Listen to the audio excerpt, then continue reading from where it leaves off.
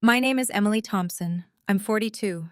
On Tuesday, March 7th at 2:47 p.m., I was standing in my own kitchen holding a Chase Bank fraud alert on my phone when my younger brother Ryan walked through my front door without knocking, girlfriend Madison right behind him, and said 5 words that would change everything.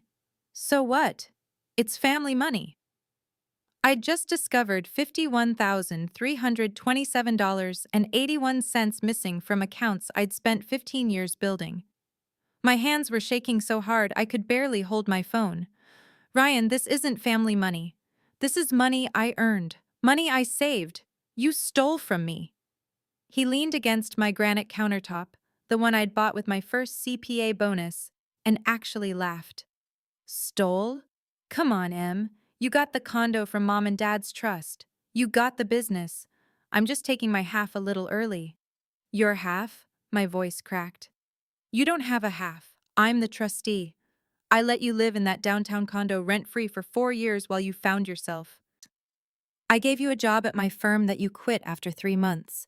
I raised you after Mom and Dad died. I was 19 years old, Ryan. 19.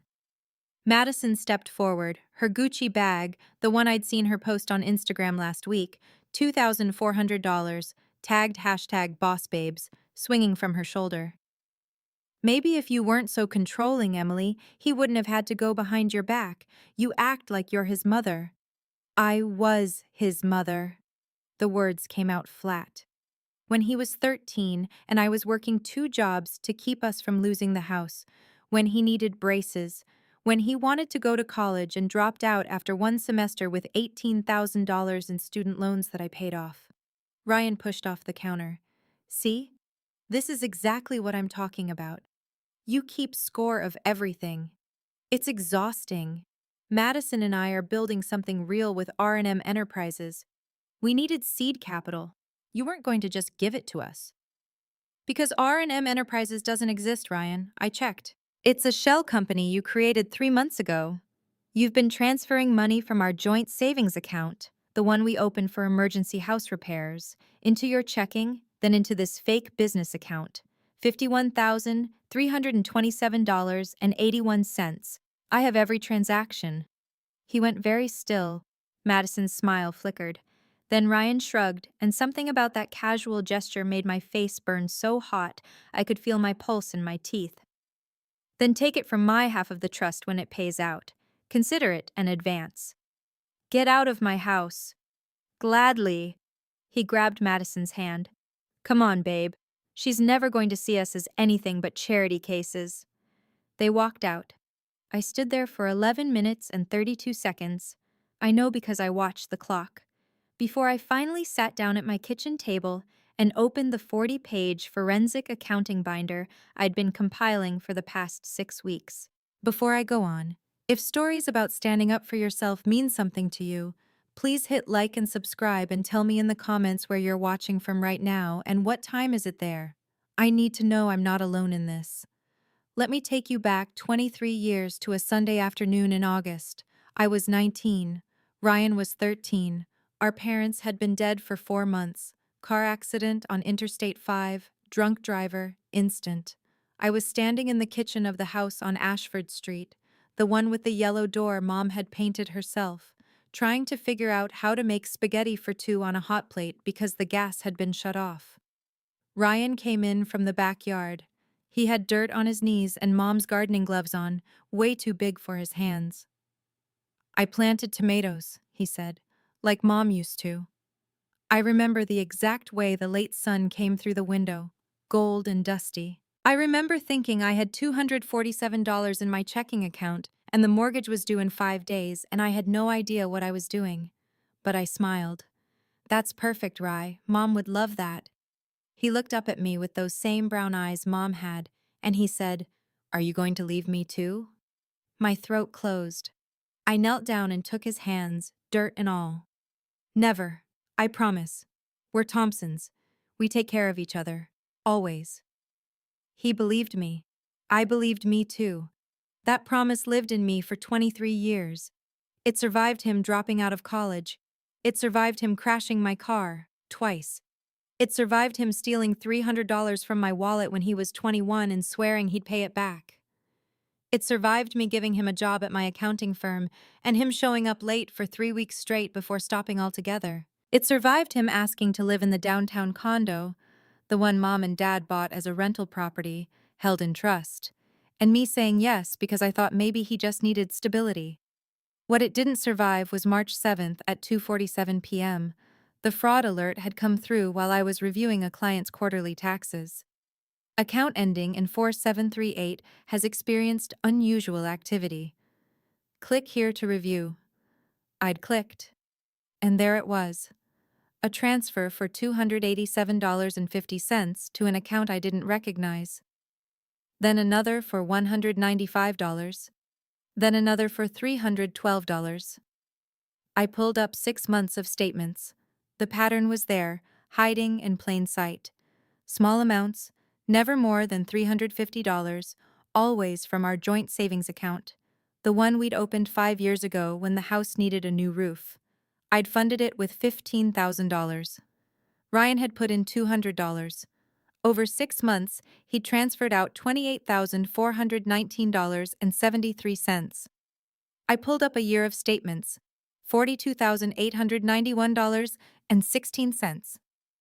I pulled up 18 months, $51,327.81. Every transfer went to a checking account, then within 24 hours into something called R&M Enterprises LLC. I looked it up. Incorporation. Date, December 14th. Registered agent, Madison Reeves. Ryan's girlfriend of 8 months. The one who posted weekly photos of designer handbags, luxury brunches, and entrepreneur life selfies. I pulled up Madison's Instagram. There was my money. Cartier bracelet, $4,200. Dinner at Canlis, $680 for two. Weekend trip to Cabo, $3,100. Every post tagged with hashtag building empire, hashtag boss life, hashtag startup grind. I printed everything. Bank statements, Instagram screenshots cross-referenced with dates and amounts, the R&M Enterprises Incorporation documents I'd pulled from the Secretary of State website. I put it all in a black binder with tabbed sections: timeline, transfers, evidence, Madison's posts, corporate records. Then I sat there staring at it for 45 minutes before Ryan walked in with his key, the one I'd given him for emergencies, and told me it was family money. The next day, I went to work. Anderson and Associates, the small firm where I'd started as a staff accountant 15 years ago, right after I finished my CPA certification through night school while working full-time and raising a teenager. I was a senior manager now, overseeing 8 accountants, handling the firm's biggest clients. My boss, Richard Anderson, called me into his office at 10:15 a.m. "Emily, I got a strange call this morning. From your brother." My stomach dropped. What did he say? He wanted me to know you've been under a lot of stress, that you've been making accusations about him. He's worried about your judgment. Richard leaned back in his chair. He was 63, kind, the man who'd given me my first job when I was 22 with a high school diploma and half a college degree. "He mentioned you might need some time off." "Richard?" "I told him I'd talk to you. Are you okay?" I thought about the binder in my car, about the fraud alert, about Ryan's face when he said, "So what?" I thought about 23 years of keeping promises to someone who just tried to sabotage my career. "I'm fine," I said. "Thank you for asking." He studied me. "Emily, you've worked here for 15 years. I've never seen you miss a deadline or make a careless mistake. If you say you're fine, I believe you." Something in my chest loosened. "Thank you. But if you need anything, support, time, resources, you tell me." I nodded. I didn't tell him. Not yet. That afternoon, my phone rang. Sarah, my best friend since college. "Hey, Em, can we talk?" We met at the coffee shop on Morrison Street, the one where we'd studied for our CPA exams together. Sarah ordered her usual vanilla latte. I got black coffee I didn't drink. So, she said carefully, Jessica and I had dinner with Ryan and Madison last night. My hands tightened on the cup. Okay. They told us what's going on, about the money thing. She reached across the table. I know you've done so much for Ryan. I know you raised him. But maybe he's right that it's time to let go a little? He's 32. He needs to build his own life. He stole from me, Sarah. He says it was from a joint account, that he thought it was okay to use it. She squeezed my hand. Look, I'm not saying you're wrong to be upset, but he's your only brother, your only family. Is $50,000 really worth losing that? I pulled my hand back. It's $51,327.81, and it's not about the money. Then what is it about? It's about him looking me in the eye and saying, so what? It's about him calling my boss to tell him I'm unstable. It's about Madison posting photos of Cartier bracelets bought with money I earned from 12-hour days and weekend tax seasons. My voice stayed level. Calm. That surprised me. It's about the fact that I kept my promise, and he broke his. Sarah sat back. Emily, you're my friend, but you've always had a little bit of a martyr complex about Ryan. Maybe this is your chance to let him grow up. By stealing from me? By making his own mistakes. I left my coffee on the table and walked out. I sat in my car for 6 minutes. Then I drove home. Then I opened a bottle of wine and didn't drink it. Then I went to bed at 7:30 p.m. and stared at the ceiling until 4 a.m. 2 weeks later, Ryan showed up at my office. It was 3:20 p.m. on a Thursday. I was reviewing a client's estate tax return when Diane, our receptionist, buzzed me. Emily, your brother's here. He doesn't have an appointment, but he says it's important. Send him in. Ryan walked in wearing a new suit. Hugo Boss, $1,200. I'd seen Madison post about it. He closed the door behind him. We need to talk. We talked. You told me to take it from your half. I was angry. He sat down across from my desk. Look, Madison and I have been thinking. We want to make this right. We're willing to pay you back. But we need time. The business is just getting started, and we've got some big contracts about to come through. We just need you to be patient. What business, Ryan? R&M Enterprises has no clients, no revenue, no actual business activity. I checked. You checked? His voice went sharp. You've been investigating me? You stole from me. Of course I investigated. God, you're exactly like Mom. He stood up, always keeping track, always making me feel like I owe you something. You do owe me something. You owe me $51,327.81. Here's what I'll do. He leaned on my desk. Behind him, I could see through the glass wall into the main office. 4 of my colleagues were trying not to watch. I'll pay you back $5,000 now, the rest over the next 2 years. But you have to sign something saying you won't press charges or make any more accusations. And you have to stop telling people I'm a thief. I haven't told anyone. Sarah says you told her I stole from you. I told her the truth. Your truth, Emily. Your version where you're the saint and I'm the villain. He straightened up. 5,000 now. Sign a release. Or I go to Richard and everyone else we know and tell them you're having a breakdown. That you're making false accusations because you can't handle me growing up and not needing you anymore. I looked at him, really looked at him. The suit that cost more than Mom's entire wardrobe, the Rolex she would have loved, $8,500 I'd checked. The confidence that came from spending someone else's money and calling it empire building. No. No? No to all of it. No settlement, no release, no more conversations. Get out of my office, Ryan. Don't come back. His face went red. You're going to regret this. Maybe, but at least I'll regret it with a clean conscience. He left. Through the glass wall, I watched him walk past Diane's desk, past the conference room, past the four colleagues who quickly looked away.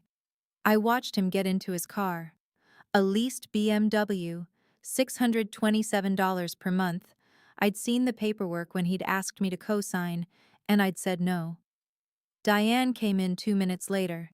Are you okay? I'm fine. That looked intense. Family stuff. She nodded. She didn't ask. But I saw the concern in her eyes, and I knew Ryan had already started spreading his story. That night, Jessica called. I'm sorry, but I have to say this. Ryan's my friend too, and I think you're being unreasonable. He made a mistake. He's trying to fix it. But you won't even meet him halfway.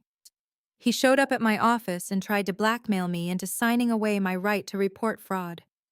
Silence. Then, he says he offered to pay you back. $5,000 out of 51, over 2 years, while he and Madison live in my condo and spend my money on vacations. Emily, he's your brother. I know who he is, Jessica. Do you? She hung up. An hour later, Sarah texted. Jessica told me what you said. I think you're letting your anger cloud your judgment. Family is supposed to forgive each other. I didn't respond. I sat on my couch with my laptop and opened my forensic binder one more time. I added Jessica and Sarah's texts to a new section, witnesses and enablers. Then I found something, an anomaly in one of Ryan's earliest transfers. The receiving account number was wrong, off by 1 digit. The bank had flagged it, returned the transfer, and charged him a $25 fee. But the error message showed something else. The account belonged to Madison Reeves, not R&M Enterprises, Madison's personal checking account. I pulled up every transfer. The pattern was there. Ryan would transfer money from our joint account to his checking. That part was legal, since it was a joint account, even if unethical. Then he'd transfer it to Madison's account. Then Madison would transfer it to R&M Enterprises LLC. Why the extra step? I spent 3 hours researching LLC laws. Then I found it. If Ryan had transferred directly from the joint account to R&M Enterprises, it would have looked like a legitimate business expense. But by routing it through Madison's personal account first, he'd made it personal income. Taxable. Reportable. Madison had committed tax fraud. And I had the records to prove it. I sat back. I didn't feel triumphant. I felt sick, because even after everything, some small part of me had hoped there was an explanation, a mistake, a misunderstanding. But this wasn't a misunderstanding, this was deliberate, calculated. This was my brother and his girlfriend systematically stealing from me and then calling me controlling when I noticed. 3 weeks later, I got a letter in the mail. Law Office of Martin Hendricks, Attorney at Law. I opened it standing in my driveway at 6:14 p.m. on a Tuesday. Dear Ms. Thompson, I am writing to inform you of a mandatory beneficiary meeting regarding the Thompson Family Revocable Trust, dated August 15, 2002. As the current trustee and named beneficiary, your attendance is required. This meeting will take place on April 22nd at 2 p.m. in my office at 412 Western Avenue, Suite 301. All named beneficiaries and relevant parties will be present to discuss the trust assets and distribution. Please bring any documentation related to trust assets currently in your possession, including but not limited to property deeds, account statements, and distribution records. Your presence is mandatory per the terms of the trust document. Sincerely, Martin Hendricks, Esquire. I read it twice. I'd never heard of Martin Hendricks. My parents' attorney had been Gregory Wallace, and he'd died 3 years ago. Who was this? I called the number on the letterhead. A woman answered on the second ring. Hendricks Law Office. This is Emily Thompson. I received a letter about a trust meeting. Can you tell me what this is about? I'm afraid Mr. Hendricks is with a client. But he did ask me to let you know that this is standard procedure for trust administration. All beneficiaries will be present. All beneficiaries? You mean my brother Ryan? I can't discuss details over the phone, Ms. Thompson, but I can assure you this meeting is in your best interest. Mr. Hendricks has been administering the Thompson Family Trust since your parents established it in 2002. That's impossible. Gregory Wallace was their attorney. Mr. Wallace handled your parents' estate after their deaths. Mr. Hendricks handles the family trust. It's a separate entity. She hung up before I could ask anything else. I sat in my car in the driveway, letter in hand, trying to understand. My parents had died 23 years ago. If Martin Hendricks had been administering their trust all this time, why was I just hearing about it now? I pulled up the trust documents I had, the copies Wallace had given me after probate. The Thompson Family Revocable Trust, created August 15th, 2002. I was named trustee. Ryan was a beneficiary. The trust held the downtown condo, $125,000 in investments, and the house on Ashford Street. But Wallace had told me it was a simple trust, distribution at trustee's discretion. Nothing complicated. I drove to Wallace's old office. The building was still there, but his name had been replaced with another attorney's. I went in anyway. The receptionist looked up. "Can I help you?" "I'm looking for records from Gregory Wallace's practice. He died 3 years ago, but he handled my parents' estate." "We have some archived files. What's the name?" "Thompson, Stephen and Caroline Thompson. Deaths in 2002. She disappeared into a back room. 20 minutes later, she came back with a thin folder. "This is what we have. Most of Mr. Wallace's files were transferred to the families or to their new attorneys." I opened it. Inside, death certificates, probate documents, and a single-page letter from Gregory Wallace to Martin Hendricks, dated September 2002. "Martin, per our discussion, I'm handling the Thompson estate probate. You'll continue as trustee administrator per the original trust document. Emily Thompson is too young to understand the full scope of the protections Stephen and Caroline put in place. When the time comes, and it will come, make sure she has everything she needs. Greg, protection." "What protection?" I drove home. I pulled out every document I had. I read the trust document line by line, word by word. And there, on page 14, in section 4, subsection 2b, I found it. "Should any named beneficiary commit a malicious act of fraud, theft, conversion, or betrayal of fiduciary duty against the named trustee or any co-beneficiary, including but not limited to the misappropriation of trust assets, forgery, or any action undertaken with deliberate intent to deceive or harm, said beneficiary's rights and interests under this trust shall be immediately and irrevocably forfeited. All forfeited interests shall revert to the trustee or surviving beneficiaries as determined by the trustee administrator." My hands started shaking. I read it again. Then again. My parents had known. 23 years ago, when Ryan was 9 and I was 15, they'd put this clause in the trust. They'd seen something I hadn't. They'd prepared for something I couldn't imagine. And they'd appointed a separate administrator, not me, not someone I knew, to enforce it when the time came. I looked at the meeting date. April 22nd, 3 weeks away. Ryan had been summoned too, which meant Martin Hendricks knew what Ryan had done. Which meant I sat on my living room floor with documents spread around me for 2 hours. Then I picked up my phone and called the number on Hendricks' letterhead. "Hendricks Law Office. This is Emily Thompson. I need to speak with Mr. Hendricks." "I'm afraid he's—" "Tell him I know about Section 4, subsection 2b. Tell him I've been documenting everything, and tell him I'm ready." 5 minutes later, my phone rang. "Ms. Thompson, this is Martin Hendricks."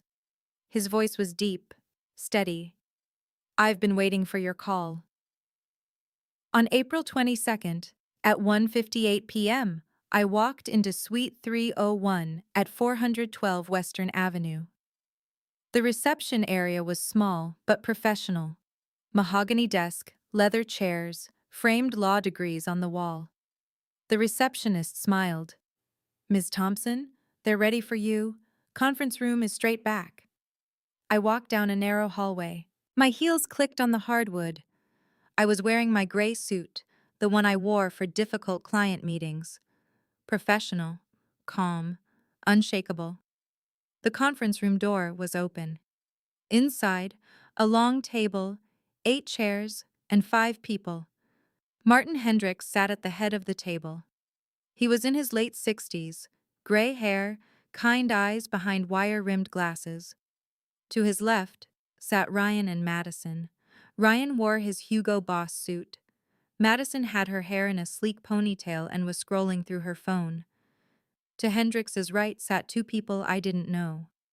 A woman in her 50s with sharp eyes and a leather portfolio. A younger man, maybe 30, with a laptop. "Ms. Thompson?" Hendricks stood. "Thank you for coming. Please sit." I took the chair across from Ryan. Madison looked up from her phone, gave me a smile that didn't reach her eyes, and went back to scrolling. Ryan leaned back in his chair. "So, what's this about? Some kind of trust administration thing?" "We'll get to that," Hendricks said. He gestured to the woman. "This is Patricia Chen, certified forensic accountant, and this is James Riley, my associate. They're here to help us navigate some complex financial matters related to the trust." Ryan's confidence flickered. "Financial matters? The trust is pretty simple. There's the condo, the investments, and the house on Ashford that Emily sold 6 years ago. We just need to discuss distribution, right?" "Not exactly." Hendricks opened a folder. "Before we begin, I need to state for the record that this meeting is being recorded per trust administration requirements.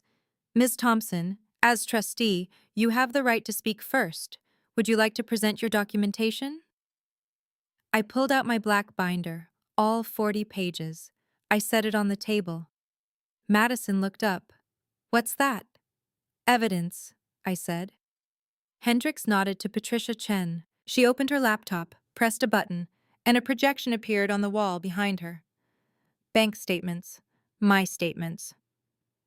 "Over the past 18 months," Patricia said, her voice neutral and clinical, "a total of $51,327.81 was transferred from joint account number 4738, held by Emily Thompson and Ryan Thompson, through a series of intermediary accounts, and ultimately into R&M Enterprises LLC, a company incorporated on December 14th, owned jointly by Ryan Thompson and Madison Reeves."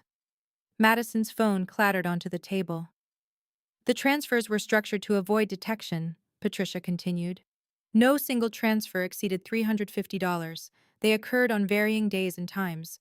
However, the pattern is clear and deliberate." Ryan sat forward. "Hold on. That was a joint account. I had every right to use that money." "You did," Hendricks agreed. "Joint account holders have equal access. However, the joint account was funded almost entirely by Ms. Thompson. You contributed $200 in 2019. She contributed $15,000. The question isn't whether you had legal access. The question is whether your use of that access constitutes theft under the terms of the Thompson Family Trust." "Theft?" Madison's voice went shrill. "He didn't steal anything. He used money from his own account to start a business."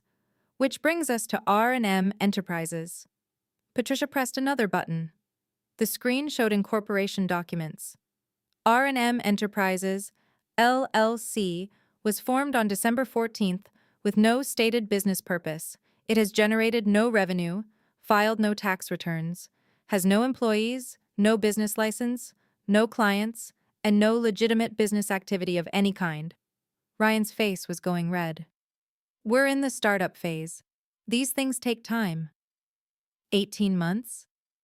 Patricia raised an eyebrow. "In 18 months, R&M Enterprises has had exactly one source of funding, transfers from the joint account, and exactly one expenditure pattern, luxury goods and personal expenses." She clicked again. The screen filled with Instagram posts, Madison's posts, each one dated and cross-referenced with bank transactions. Cartier bracelet, February 3rd, $4,200. Bank transfer from R&M. Enterprises the same day. $4,250. Weekend in Cabo, March 10th, $3,100. Bank transfers totaling $3,200 in the 3 days prior. Hugo Boss suit, March 28th, $1,200. Bank transfer, $1,250. Madison stood up. You've been stalking my social media? Your posts are public, I said quietly. I just wrote down what you shared. This is insane. Ryan stood too. Em, this is my girlfriend. You've been investigating her like she's a criminal. I've been documenting theft, I said. There's a difference. Hendricks cleared his throat. Mr. Thompson, please sit down. We're not finished. Ryan sat. Madison stayed standing, arms crossed, face pale. Now. Hendricks pulled out a document, old, yellowed slightly at the edges.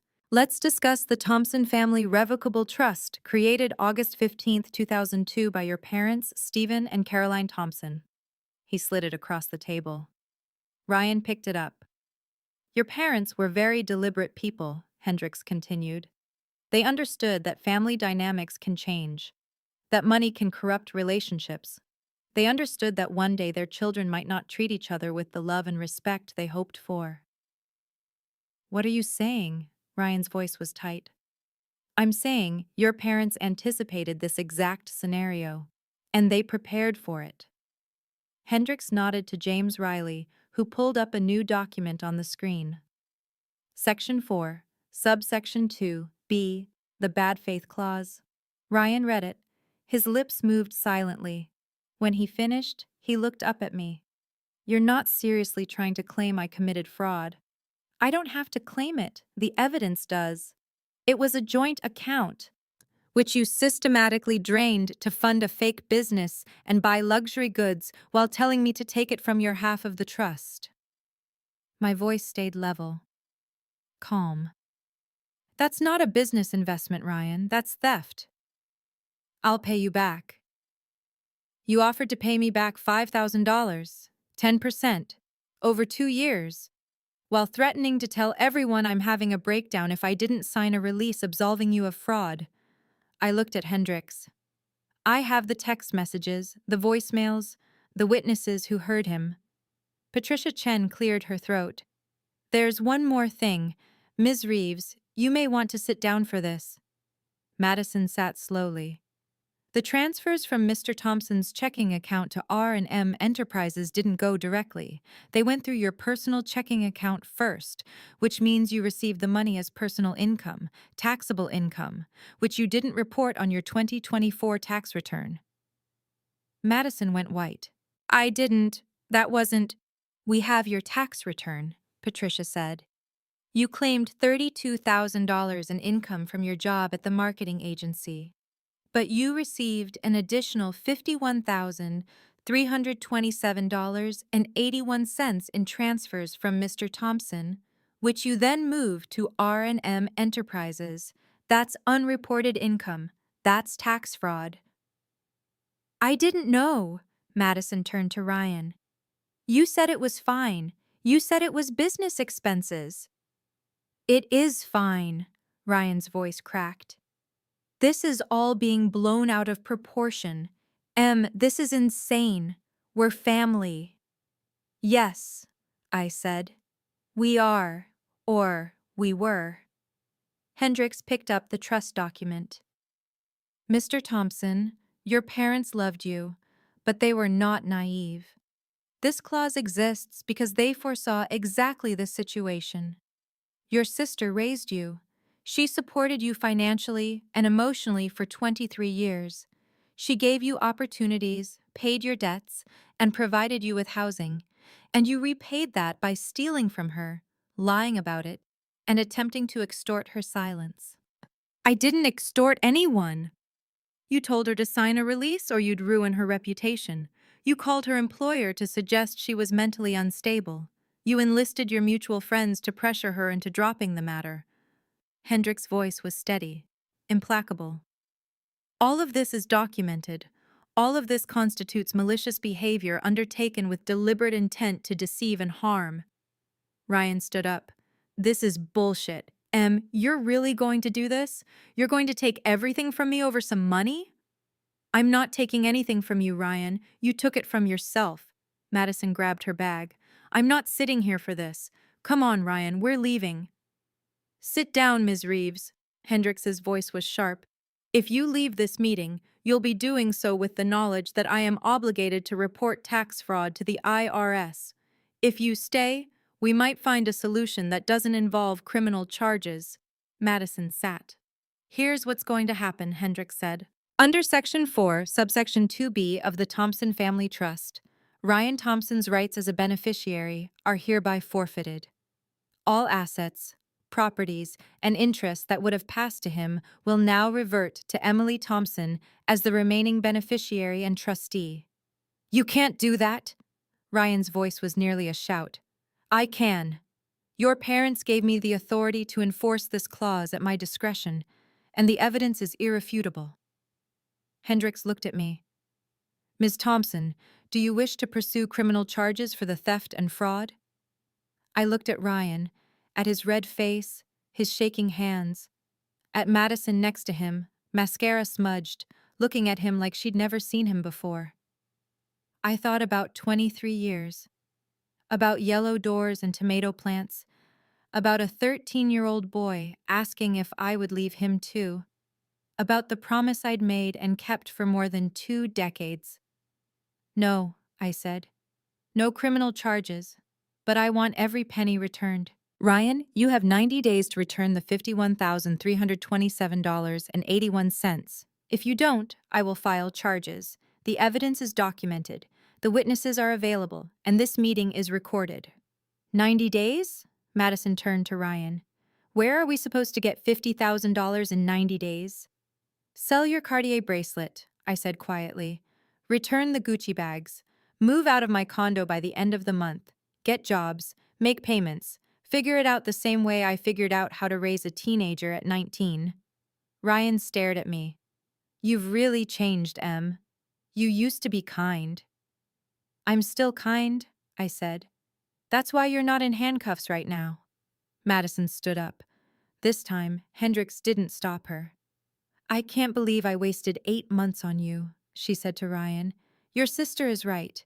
You're a thief, and I'm not going down with you. She walked out. We listened to her heels click down the hallway, listened to the front door open and close. Ryan sat there for a long moment. Then he looked at me. So I took my half a little early. Big deal. You don't have a half anymore, I said. That's the big deal. He left without another word. The room was silent. Hendrix, Patricia Chen, James Riley, and me. Just sitting there. Your parents would be proud of you, Hendrix finally said. They knew this would be hard. That's why they asked me to wait, to watch, to step in only when absolutely necessary. You've been watching for 23 years? I've been available. Your parents set up a trust fund for my services. They wanted to make sure that when this day came, and they knew it would come, you wouldn't face it alone. He pulled an envelope from his folder. Cream-colored, thick paper. My name on the front in my mother's handwriting. They asked me to give you this. After. My hands shook as I took it. I didn't open it. Not there. Not in front of anyone. Take your time, Hendrix said. The trust is yours now. All assets, all interests, all. The downtown condo, the investment accounts, everything. I'll need a few weeks to finalize the paperwork, but it's done. I nodded. I stood. I shook his hand. Patricia's hand. James's hand. Then I walked out into the April afternoon, envelope in my hand, and drove home in silence. I made tea.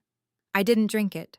I sat on my couch with the envelope for 26 minutes before I finally opened it. 2 pages. Handwritten. My mother's handwriting. My dearest Emily, if you're reading this, then I'm gone, and Ryan has done exactly what I feared he would do. I'm so sorry, sweetheart. I'm sorry I couldn't stop this. I'm sorry I couldn't protect you from it.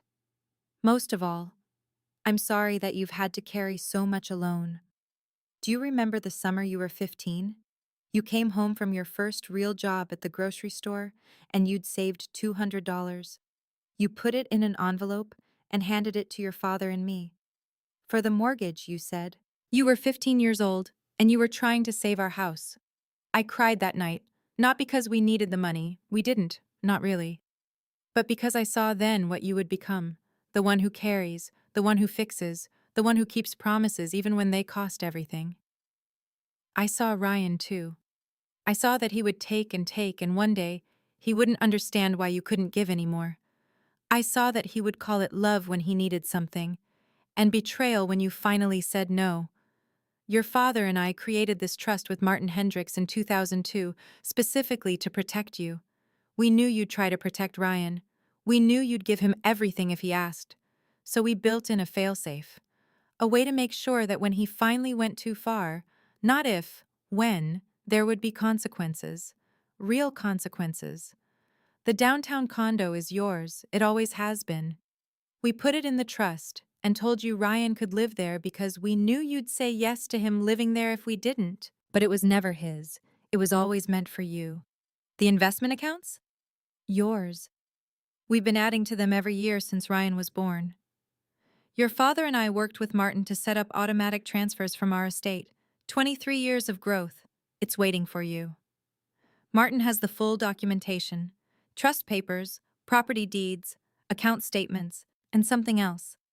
A letter your father and I wrote to Ryan on his 18th birthday. We told him about the trust terms. We explained the bad faith clause. We warned him that if he ever betrayed you, he would lose everything. He read it. He signed a document acknowledging he understood. And then, clearly, he chose to ignore it. Emily, you are not responsible for his choices. You are not responsible for his consequences. You kept your promise. You raised him. You loved him. You gave him every opportunity to be better. He chose not to be. That's on him, not you. You are not the golden child. You are not the controlling sister. You are not the person who keeps score. You are the person who kept showing up, who kept trying, who kept believing in someone who stopped believing in you. The money and the trust isn't your inheritance, sweetheart. It's your freedom. Freedom to stop carrying someone who refuses to walk on his own. Freedom to build a life that doesn't include fixing someone else's mistakes. Freedom to finally choose yourself. I love you. Your father loved you. We saw you. We see you still in every choice you make that honors the person you've always been. Strong, kind, and worthy of so much more than scraps. Live well, my architect of your own life. That's what your father used to call you. Because you built something beautiful out of nothing, and you did it while carrying someone else on your back. Now build something just for you. All my love, always. Mom P.S. There's a savings account Martin didn't mention in the meeting. Account number 87144922203. Your father and I called it the Emergency Emily Fund. For when you finally decided to stop being everyone else's emergency. The balance is $173,492. It's been growing since you were 10. Use it however you want. New business, new house, new life. Your choice, finally. I read the letter 3 times. I cried during the first reading. I laughed during the second. The part about the Emergency Emily Fund was so perfectly them. By the third reading, I was just sitting there, holding the pages, feeling something I hadn't felt in years. Light. I picked up my phone. I called Martin Hendricks. Ms. Thompson, I hoped you'd call. The Emergency Emily Fund. Yes, your parents were very specific about when you could access it. I've been waiting for you to ask. I'm asking. I'll have the paperwork ready tomorrow. The next 3 months moved fast. Ryan made one payment of $1,500, then nothing. I filed the fraud report on day 91. The police investigation took 4 weeks. The prosecutor declined to pursue charges. Joint account, he said. Too messy, too hard to prove intent. But Madison got audited by the IRS. She ended up paying $16,000 in back taxes plus penalties. Ryan moved out of the downtown condo on May 15th. I sold it in June for $485,000. I used the emergency Emily fund to buy a small house with a garden, 3 bedrooms, hardwood floors, and a yellow front door. Sarah texted me once, "I heard about the trust meeting. Are you happy now?" I didn't respond. Jessica sent flowers with a note. "I'm sorry I didn't believe you. I sent a thank you card. We haven't spoken since." Ryan disappeared. I heard from a mutual acquaintance that he moved to Portland, that Madison broke up with him the day after the meeting, that he's working construction and living with roommates. I don't know if it's true. I don't check.